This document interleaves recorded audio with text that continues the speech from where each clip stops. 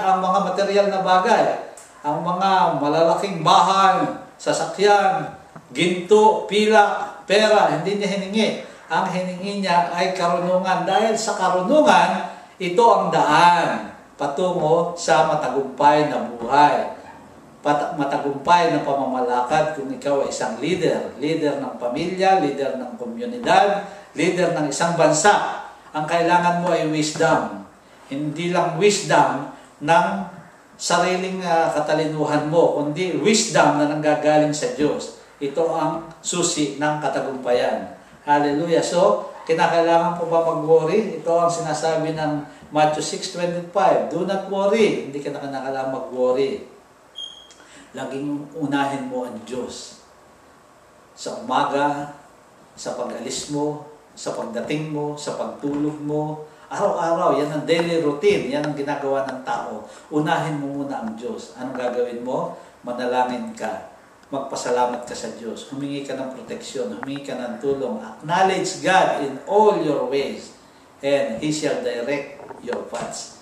Ay ikaw ay bibigyan niya ng daan. Bakit? Si Jesus lang. Sinasabi niya, John 14:6, I am the way. Siya lang ang daan sa Diyos.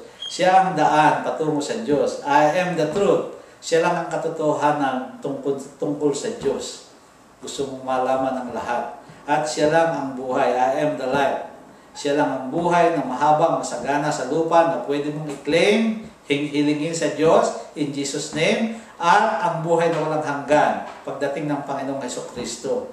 Ito ang buhay na walang hanggan sa piling niya habang panahon. Sinasabi dito, John 14:14, pray to God in Jesus' name. Laging sa pangalan ni Jesus. Walang ibang pangalan na sa taas ng langit, sa ibabaw ng lupa, sa ilalim ng lupa, ang makapangyarihan sa lahat, kundi ang pangalang Jesus, Hesukristo, meaning si Jesus na tagapagligtas, Messiah, Savior. Believe in the Lord Jesus Christ. Acts 16:31, kung maniwala ka, magkaroon ka ng faith na malakas sa Panginoong Jesus, ikaw ay maliligtas. 10 ng iyong pamilya. Bakit? Dahil ang Panginoon Diyos ay makapangyarihan. Iisa lang ang Diyos, totoo. Subalit ang Diyos na totoo ay may 3 persona, makapangyarihan. Ang Ama na lumikha ng lahat, at ang Anak, si Jesus, ang buhay na salita ng Diyos, na sa pamamagitan niya ng magsalita ang Diyos, siya ang salita ng Diyos, ay naganap lahat, at ang Espiritu ng Diyos na nasa lahat ng dako, sa lahat ng panahon, sa lahat ng oras, nandun, na nagbigay buhay. Iisa ang Diyos. Kung tinanggap mo si Jesus, nasa iyo ang Ama, nasa iyo ang Espiritu Santo. Kung na-reject mo si Jesus, hindi mo siya kinilala bilang Diyos at tagapagligtas, wala kang Diyos, ang patutunguhan mo ay walang hanggang kaparusahan, walang hanggang kamatayan ng pagdurusa sa dagat-dagat ng apoy.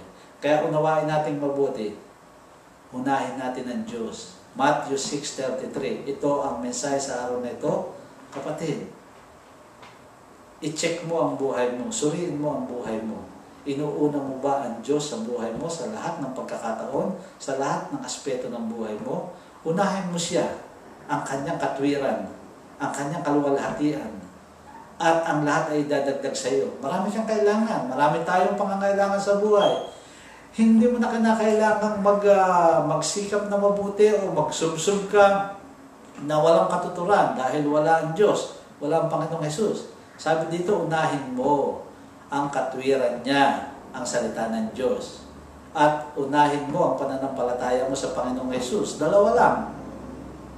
Pananampalataya na matibay sa Panginoong Jesus at ang ipamuhay mo ang kanyang salita, ang Word of God. Ito ang totoong buhay.